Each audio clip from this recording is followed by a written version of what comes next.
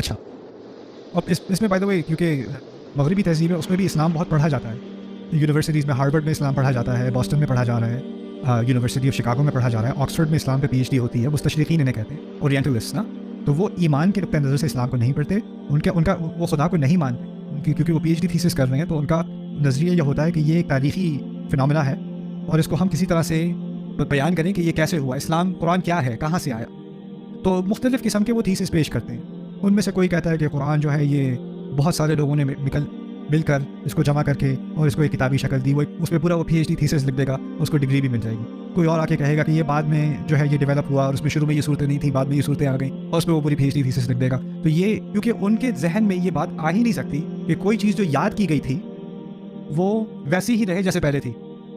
اور یہ ان کے ذہن میں اس لیے نہیں ہے کہ اگر فرض کریں، میں اس گیم کو امریکہ میں ٹیلی فون کہتے ہیں، اگر میں آپ کے کان میں چپکے سے کچھ کہہ دوں اور میں آپ سے کہوں آپ چپکے سے ان کے کان میں کہہ دیں اور آپ ان کے کان میں کہہ دیں اور آپ ان کے کان میں کہہ دیں، اور اس طرح ہم پورے کراؤڈ سے گزر کے آخری بندے سے میں پوچھوں بھائی کیا کہا تھا، تو کیا ہونا ہے. میں نے بچوں کے ساتھ کئی دفعہ ایکسپیریمنٹ کیا ہے. میں نے ایک پہلے بچے سے کہا تھا باب پنچڈ جو، باپ نے جو کو مکہ مارا. اس نے دوسرے کے کان میں، تیسرے کے کان میں، چوتھے کے کان میں. جب 50ویں بچے تک پہنچے میں نے پوچھا کیا کہا تھا، کہتا ہے صلی اللہ علیہ وسلم.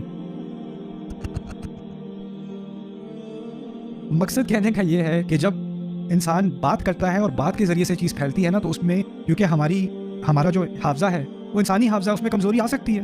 شاید مجھے کوئی بات یاد نہیں رہی، شاید مجھے کوئی لفظ یاد نہیں رہا، ہو سکتا ہے. تو اس میں غلطی کا امکان زیادہ ہے. اگر کوئی چیز لکھ لے، وہ لکھی ہوئی چیز مجھے مل جائے، تو اس میں جو پرانی اصل بات تھی اس کا ریکارڈ زیادہ قابل قبول ہے، وہ زیادہ ریلائبل ہے، قابل اعتماد ہے، کیونکہ وہ لکھا ہوا ہے. اور جو بات زبانی کہی گئی ہے وہ قابل اعتماد کم ہے.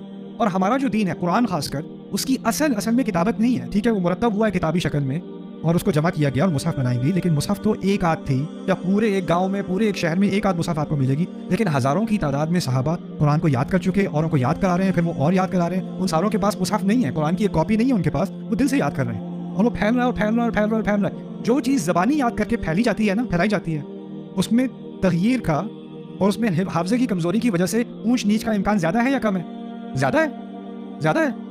اور جتنا وہ پھیلے گا کتنا امکان ہے کہ اور تغیرات ہوں گی، اور یعنی ان کے پاس اس صورت میں یہ لفظ تھا یا یہ لفظ تھا، یہ صورت پہلے تھی یا یہ صورت بعد میں تھی، یہ یاد یہاں پہ تھی وہاں پہ تھی. اس کا امکان بڑھتا چلا جائے گا. جتنے اور لوگ حفظ کریں گے اتنا ہی اس کا امکان بڑھتا چلا جائے گا. اور یہی مغربی ذہن کا ایک خاکہ ہے کہ تاریخ جو ہے نا، جو ریلائبل تاریخ ہے، جس تاریخ پہ ہم اعتماد کر سکتے ہیں کہ یہ واقعی اس وقت کی چیز ہے، وہ لکھی ہونی چاہیے، کیونکہ انسان کے محافظے کا اس کے کوئی اعتبار نہیں.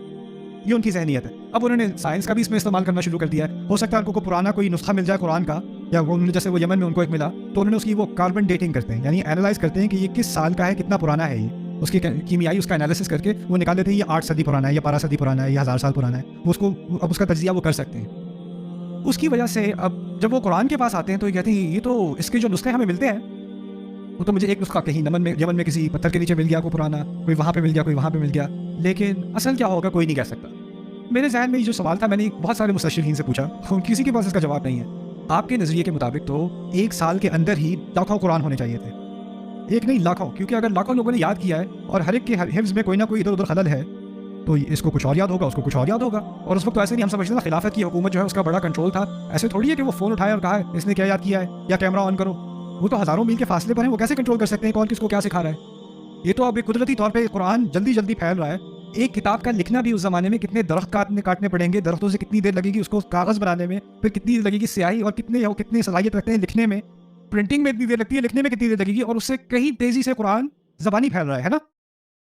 اور اب وہ زمانہ، اور اب 1500 سال ہو گیا، اس وقت تک تو قرآن کی کروڑوں کاپیاں ہونی چاہیے تھیں، جن میں ہر ایک میں فرق ہو ان کے نظریے کے مطابق. اور پھر سوال یہ پیدا ہوتا ہے، میں ٹیکسس میں کی تھی، میں ٹیکسس میں تھا، تو کچھ عیسائی حضرات بھی آئے ہوئے تھے. تو میں نے کہا ایسا کرتے ہیں، ایک ایکسپیریمنٹ کرتے ہیں. ایک ایکسپیریمنٹ یہ کرتے ہیں کہ اگر فرض کریں کہ انٹرنیٹ ختم، لائبریریز تمام کی تمام بند، کسی کتاب کا کسی کو ایکسیس نہیں ہے، سب غائب، اور اب میں یہاں اس شہر کے رہنے والوں سے کہوں آپ بائبل کو دوبارہ سے ریپروڈیوس کریں، اس شہر کے رہنے والوں، چلیں تھوڑی آسان کر دیتا ہوں آپ کے لیے. میں پورے امریکہ کے خطے کو جمع کر کے کہتا ہوں آپ پورے امریکہ کے سارے شہروں کو لے لیں، سارے اسٹیٹس کو لے لیں، چلیں کینیڈا کو بھی جمع کر لیں، میکسیکو کو بھی جمع کر لیں، آپ پوری بائبل کو دوبارہ ریپروڈیوس کریں. اور پھر میں ایک اور چیلنج دیتا ہوں، جو یونائٹڈ اسٹیٹس کانسٹیٹیوشن ہے نا، اس کو بھی اب دوبارہ لفظ بہ لفظ ریپروڈیوس کریں. اور میں کہتا ہوں مجھے سینکڑوں میل نہیں چاہیے، مجھے 1 میل کا فاصلہ چاہیے، آدھا میل کر لیں، چلیں ربع میل کر لیں، اس مسجد کا ربع میل. اور ہمارا پروجیکٹ یہ ہے ہم نے قرآن کو دوبارہ ریپروڈیوس کرنا ہے. آپ اندازہ لگا سکتے ہیں کہ اللہ تعالیٰ نے کیسے اس قرآن کی حفاظت کی ہے. سبحان اللہ. العجیب من اللہ. اسی لیے قرآن نے جب کہا نا کہ قرآن کی حفاظت کی گئی ہے تو لفظ استعمال ہوا ہے انا نحن نزلنا الذکر. الکتاب نہیں کہا, الذکر کہا. الذکر کیا ہے؟ یاد دہانی. یہ بھی ہے جو چیز یاد کی جاتی ہے اس کو بھی ذکر کہتے ہیں. المذکور بھی ذکر ہے, المذکر بھی ذکر ہے. مصدر میں وہ ساری چیزیں شامل ہو جاتی ہیں. تو قرآن کی اصل حفاظت اس کے حفظ کے ذریعے سے کی گئی.